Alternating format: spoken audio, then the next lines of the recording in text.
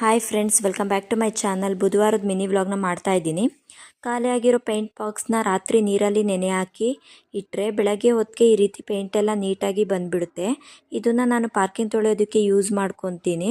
ಒಂದು ಬಾಕ್ಸ್ನ ಈ ರೀತಿ ಕ್ಲೀನ್ ಮಾಡಿಕೊಂಡು ರಂಗೋಲಿನೂ ಕೂಡ ಹಾಕಿ ಇಟ್ಕೊಂಡಿದ್ದೀನಿ. ನೆಕ್ಸ್ಟ್ ಈರುಳ್ಳಿ ಬುಟ್ಟಿಯಲ್ಲಿ ಈ ರೀತಿ ಶೀಟ್ನ ಹಾಕೋದ್ರಿಂದ ಈರುಳ್ಳಿ ಸಿಪ್ಪೆ ಎಲ್ಲ ಕೆಳಗಡೆ ಉದುರೋದಿಲ್ಲ, ನೀಟಾಗಿ ಇರುತ್ತೆ.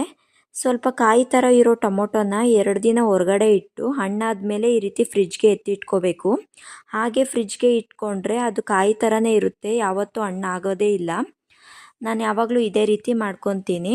ಹಣ್ಣುಗಳ್ನ ಇಡಬೇಕಾದ್ರೆ ಈ ರೀತಿ ನೆಟ್ಟಿರುವಂಥ ಪ್ಲಾಸ್ಟಿಕ್ ಬಾಕ್ಸ್ಗೆ ಹಾಕಿ ಕ್ಲೋಸ್ ಮಾಡಿ ಇಡೋದ್ರಿಂದ ಸಣ್ಣ ಸಣ್ಣ ಹುಳುಗಳು ಅಥವಾ ಚಿಟ್ಟೆಗಳು ಎಲ್ಲ ಬರುತ್ತಲ್ಲ, ಅವೆಲ್ಲ ಬರೋದಿಲ್ಲ.